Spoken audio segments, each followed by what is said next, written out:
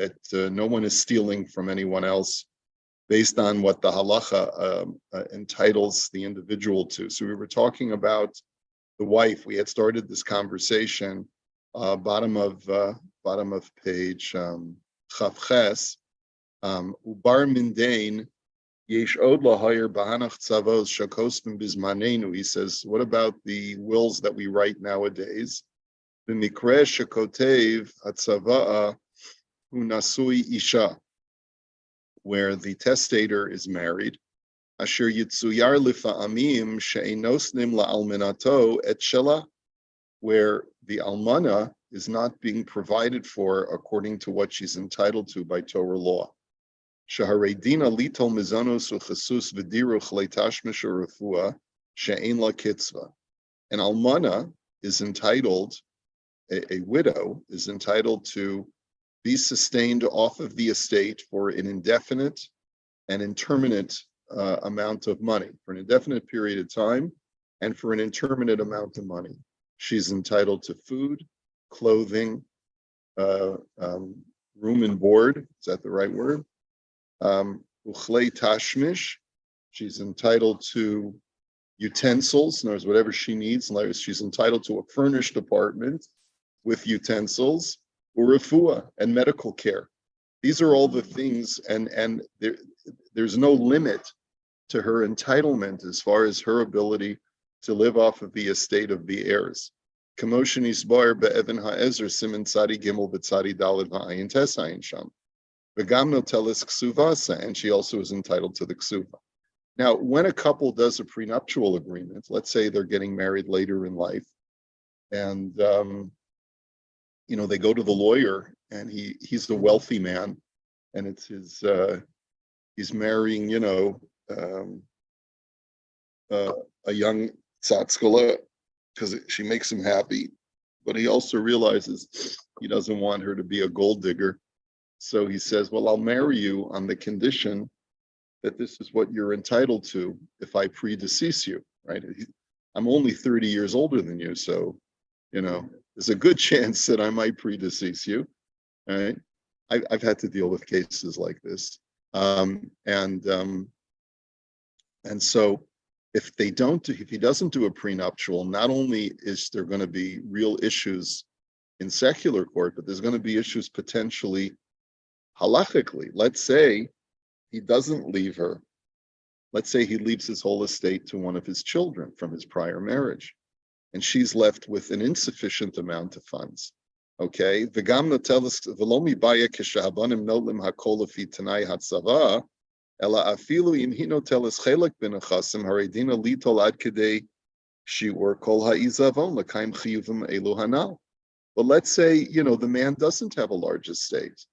She is entitled to, she has a lien on the entire estate for her sustenance for the entire duration of, for how long she outlives him. The mizono suksuva b'mikre shehem olim l'sikum zeh, in the event that her sustenance and her ksuva are going to eat into the entire value of the estate. So the kazeh yesh laha'ir od, mi shehiniach banim v'gam banos shelo nisbagru. Another scenario where you have to be concerned that the halacha is not being honored is in a situation where a man leaves over sons and daughters who have not reached age. They have not become adults yet. Shemitanai haksuva shahabanos tiyena mizonos menichse ha'izavon ad she'yisarsu. He says one of the conditions that Chazal included in the ksuva is that whatever daughters are minors are entitled to live off of the estate for free until they become married, or until they become adults. Sometimes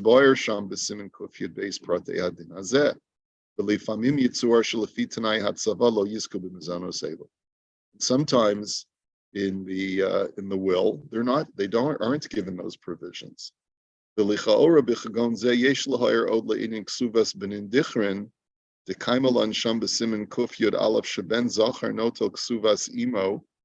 says He says there's also a provision that a woman, when she gets married, can ask her husband to write something called the ksuvas benin dichrin, a ksuva that provides not, that provides for the daughters until they get married. And also that the male son gets the ksuva of his mother. Normally, if a woman predeceases her husband, the husband gets her ksuva. But one of the conditions that is included in the ksuva is that her children will inherit her ksuva. The mikra shehi mesa kodem le'aviv, if she predeceases her husband. And then the heirs, including this boy who got his mother's ksuva, let's say a man has a second wife, starts a second family. So he's got, let's say, 2 kids from his previous marriage. He's got 1 son from his second marriage. The ksuvas benin dichrin mechanism allows this third son to completely inherit his mother's ksuva. Plus, when his father dies, he gets an equal share in the estate of his father. Va'ayin sham prate hadin bazeh, ve'im kasav b'tzavaso shabonim notlim kol echad mechza, hari avad oso ben zuchus, ksuvas benin dichrin.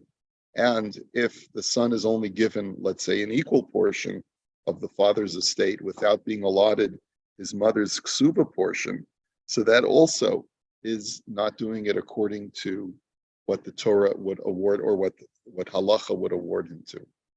So these are all scenarios where the halacha, whether it's Torah shebichtav or Torah sheba'al peh, entitles and heirs to certain amounts that they're not getting by making even an equitable will. And so that's why it's important to try to cover all of these provisions. Amnam nira dechol shekasav shtar hayischayvus hanal. But if you write the promissory note that we've mentioned above, the hitel chov al yorshe izvono im lo yikaimu es tanai hatzava, ein kol kusham iksuvas benin dichrin. He says, as long as you write your promissory note and you basically stipulate that I want to divide my estate this way, and but I hereby give a conditional gift that will go to my executor, let's say 1 moment before I die, for $100 million. But that's only will take place if my heirs do not fulfill the wish, that is, the wishes that contained in my will as far as how to apportion my estate. Okay? Ein kol kushya miksuvas benin dichrin. So then that will resolve the issue of this case of a second marriage, where this third son would normally be entitled to more.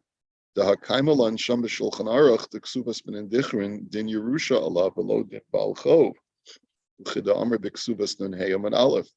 The yarsunt nan below yaspun. He says because when that son from the second marriage is entitled to his mother's ksuva, it's a din Yerusha. It's a din of inheritance. It's not a din of a gift.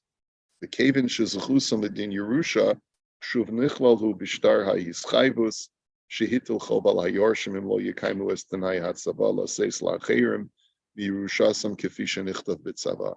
So then he's included in this conditional statement, and he stands to lose out his entire portion if he doesn't comply with his father's wishes in the will. And therefore this does not really pose a problem.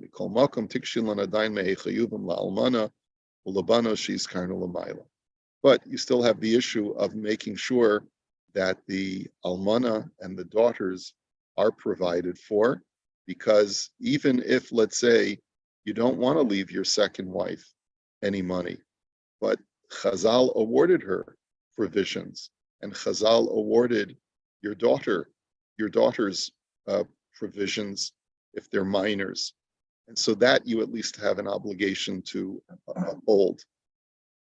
So usually, though, that's not the problem in today's world. Usually, in today's world, in most situations, a testator leaves his whole estate to his wife. But here we're talking about scenarios which are not uncommon, where the testator is married to a second wife. They've only been married for a couple of years, and he's built up all of his wealth and all of his estate from his first marriage, and he's not sure that he wants to leave anything to his second wife. But basically, Rav Cohen says you do have an obligation whenever you get married to make sure that the wife that you're married to, even if you've only been married a few months and then the man passes away, he has to allow his wife to live off of the estate. Va'od yesh lahayer b'tzavos didan mehad kaimelan sham b'simin kuf yud gimel shenosin labas leparnasos nidunaisa v'mikra she'eno notelas kedei shir zeh kafi tanayat tzava yesh b'zeh mishum menias uchusa b'izavon hames. Another issue that could come up is that a girl who gets married is entitled to a nedunya, to a dowry. This is something that's paskened in Siman Kuf in the Shulchan Aruch, that she's entitled to a certain amount of dowry when she gets married to bring into the marriage. If she's not getting that amount using the terms of this will, that also is depriving her of a certain zuchus. V'hinei sham b'sof hasimin kosov ha'machaber she'im omar ha'av b'shas misa al tefarnesu levinosai parnasus nedunya menichosai shomen lo. But if a testator says before his death, the Shulchan Aruch writes, that I do not want my daughters to get dowries, then you honor his dowries from my estate, then you honor his wishes. V'imkein yesh lomar gam b'hadidan but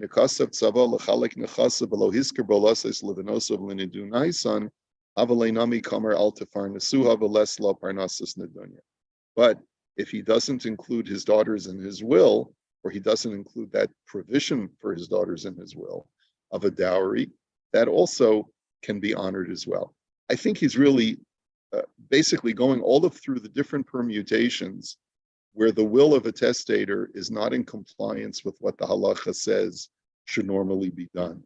And he's saying you should know that there are many, many differences between the way that people apportion their estate and the way that halacha says what each one of his beneficiaries is entitled to.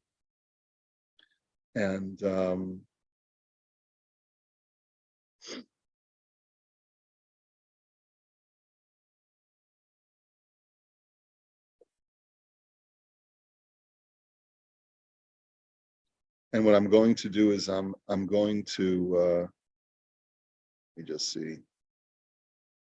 Well, I guess we'll have to go through it. He says, Ela shalicha ora davar zeni star mehad kasav hator b'choshen Mishpat simin reish mem zayin b'shem tshuvas haraj. The ha'omer b'shas misa nechasai livonai yesh livnosav iser nechasam. He says there is such a halacha in the Meforshim that if a person says all of my estate goes to my sons, then his daughters are still entitled to 10% of the estate. Uchadabir hatam b'drisha sham the kibin sheyesh lomar she'amar kain kedei lachzor bo me'iza matana shomer mikodem lachein lama nema shemiskavin gam kain lamayit habas me'isr nechasim shelo kedas ad kan devarav. He says, even though normally a daughter has no rights of inheritance, the rabbis awarded her 10% of the estate. I guess when there's less than 10 children, a daughter is still entitled to a 10% portion. And the reason is that, when he says this, even though he said, my estate goes to my sons, you still give the daughters a 10% award because we assume that he didn't mean to exclude his daughters. Ayin Sham, he says, and then he quotes the Gemara in a case of Behuda Amr Lahu Nechasai Labanai Avale Bra Ubrata, the Divrei Hadrisho, Lefize Yesh Lomar, the Gambit Savos Didana Rehutzrach Lefarish Ofen Chalukas Nechasav Lesibos Acheros, Bein Hetbech Lomar Sheniskabin Gamken Lamayit Habas Me'isr Nechasim, Ve'eno Kamar Al Yisparnasu Benosai Minachasai. So even when a person writes in his will that I want my estate to be divided among my sons, we still assume that he wants his daughter to get a 10% amount. His daughters, I think, is what he's saying. Right, right. So that's, yeah, I'm not really clear on this whole statement that he's making. Is it 10% of the $1 million, or is it? No, I think you're right. I think you take 10% from the estate and you distribute it to all the daughters. I think that's what he's saying. One thing that is the oldest daughter get 10%, then the next one take 10% of that 10%, and they come coming down that way. But I don't know.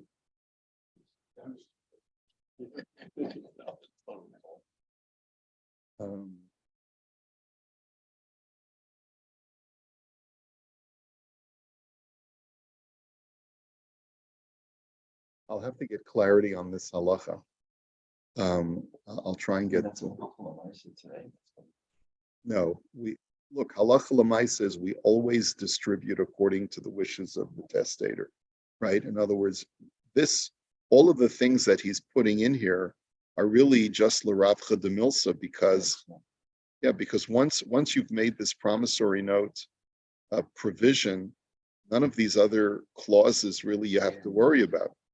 So I don't really understand why I think that he's just really going through all of the different situations where if you don't do this clause, these are all the things that could potentially pop up.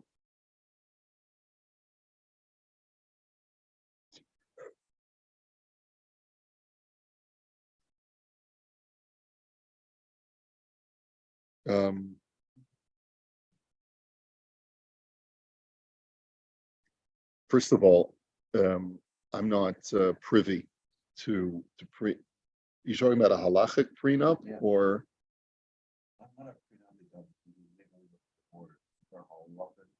halachic prenup?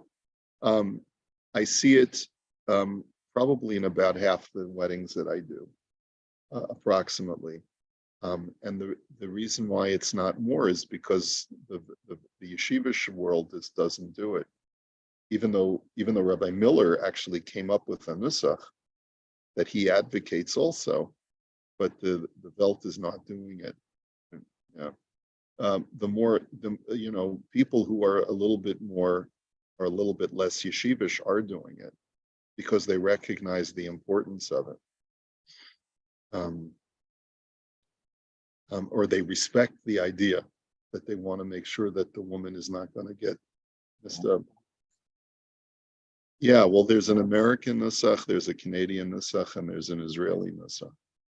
Yeah, I'm not sure about other places, but the Canadian nusach is very, not really. It's very, it's sort of basically a promise that we're going to be mentioned. We're going to be mensches if, God forbid, there's a divorce.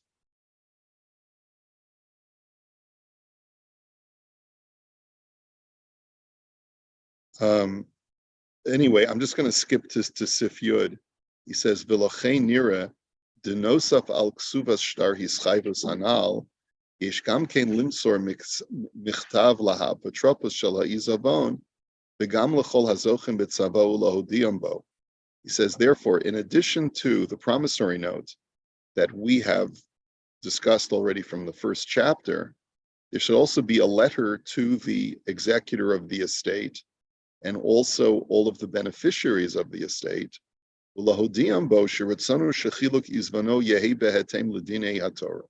should let them know that you want your estate to be divided according to the rules of the Torah. He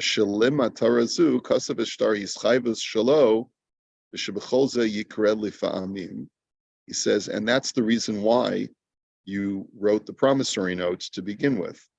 He says, and that there will be scenarios, shekoach hayoresh be'izavon yafe mikoach habilti yorshim hazochim betzava, and that in any scenario that we've enumerated above, where it could be that the power of the heir will be more powerful than the non-heir, among the beneficiaries that are noted in the will. Remember that case that we saw where, let's say a man leaves over a son and a daughter. He wants them to divide the estate equally, 50-50. But the dispute comes up. The son wants to live in the house and he wants to buy out the daughter. And the daughter wants to live in a house and she wants to buy out the son. So Rav Cohen had noted that because the son is a true heir and the daughter is merely a beneficiary, not an heir, the son would normally get the right to buy out the daughter. You'd have to listen to him because he's considered to be the muhzak on the estate. He's the one who's really the possessor on the estate. However, in order to obviate that and not, if let's say you don't want to give the son that advantage, so then what you should write in a separate letter is levatel miktzat zuchutam shebetzava, and you want to sort of basically explicitly nullify any advantage that the son would have. The im hayoresh lo yaskim limchol et zuchuto beizavon, and if the son is refusing or doesn't want to give up his advantage over the daughter who's just the beneficiary,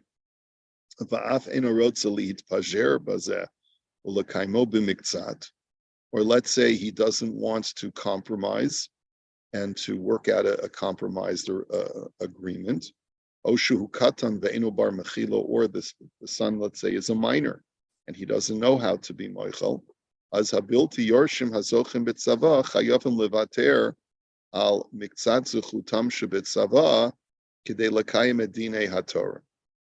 Then the non-heirs have to forego their rights in the will in order to fulfill the laws of the Torah. In other words,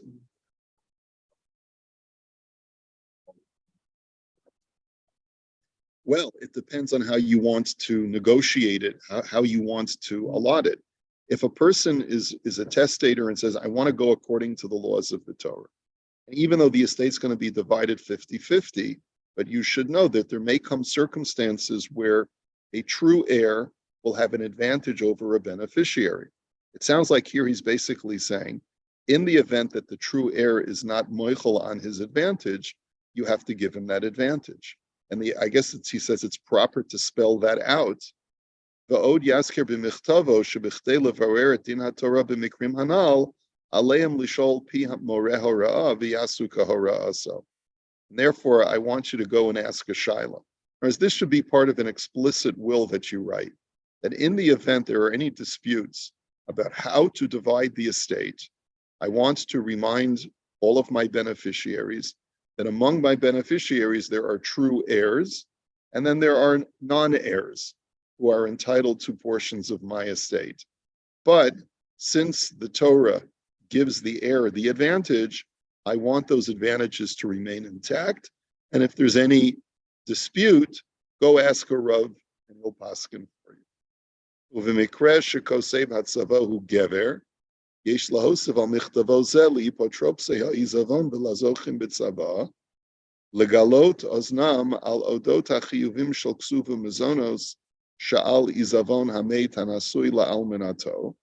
He says that you should also sort of alert the executor of your estate and anyone else who is who's a beneficiary on the will, that there are certain obligations that are contained in the ksuva and the mizonos, the provisions that the estate is obligated to support my widow, the chiyuv hamizonos livnosav, and an obligation to support my minor daughters, uchamoshi hiskarnu ba'os vavazayin, the gam hachiyuv shel parnasus nedunya labas, and also a provision for a dowry for my daughter. She's karna ba'ostes, v'sheish levar eitzel chacham hasikumim hamagiim lahen, v'lifro alehem sikumim elamino ha'izavon, kidei l'kayim es din haTorah v'gam es ratzon hames, in order to fulfill the laws of the Torah and the will of the testator. Now, by the way, you don't have to do that. You don't have to. Let's say you don't want to give your daughter a dowry, or let's say you're leaving her an amount in the estate that will more than cover her dowry. Let's say she's a 30-year-old woman, and she's been very picky about her choice of mate, and you don't know whether she'll ever get married. And if she does get married, maybe you're not interested in providing her because you've already given her such a large portion of the estate. So you can say that whatever I've given her will count as her dowry, should she ever choose to get married. Ulefi kol ha'amar bazeh, yesh al kosev hatzava lemanot li'ipotropus ish hayarei lidvar Hashem.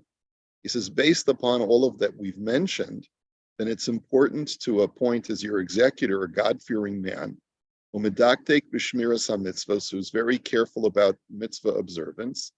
V'gam ratzui ma'od sheyeh adam nichbad sheyihiyu dvarav nishma'im etzel hazochim be'izavon. And also he should be respectable in the sense that you feel confident that the beneficiaries will listen to him, will abide by his instructions. The Kayim Edinei HaTorah b'milu'am, to fulfill Torah principles. V'chein ratzui ma'od sheyatzbiya kotev hatzava b'michtavo zeh al ba'alei hora'a misuyamim sheyatziu lehem ha'apotropos v'hazochim mitzavat she'elotehem v'hem yoru lehem haderech asher yelchu ba.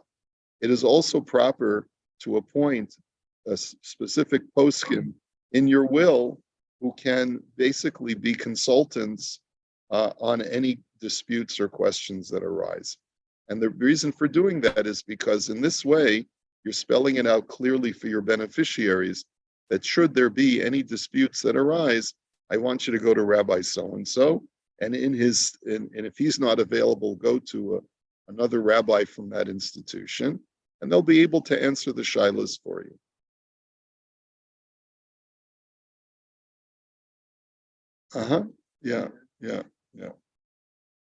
Yeah. My parents will. Yeah. V'yesh l'tzayen od charei hitya'atzot im orchei din mumchim nisbar li she'in v'ksiva shtar yischaybus u'michtav hanal apotropos v'lazochem b'tzava shum beis mechush mitzad hadin hamemshala.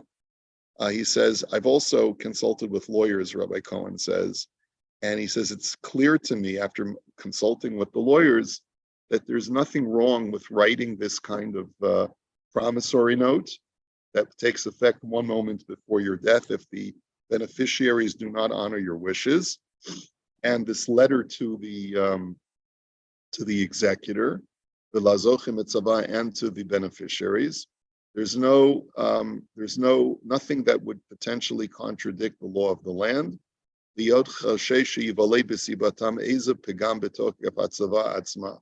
There's nothing in these additional documents that is likely to create a problem in the primary will document. He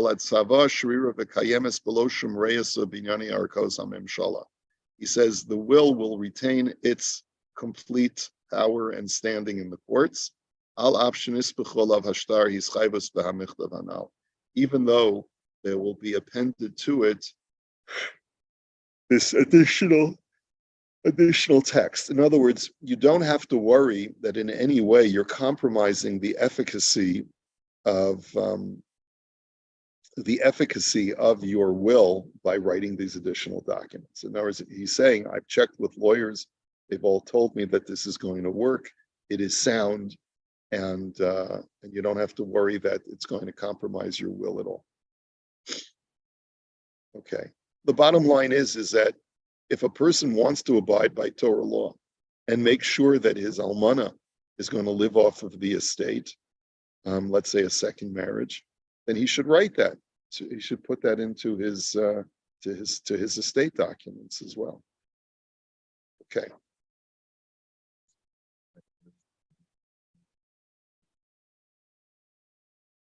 I don't think that there's any specific halachas. What Rav Cohen has said is that you should strive to get a God-fearing Jew, right?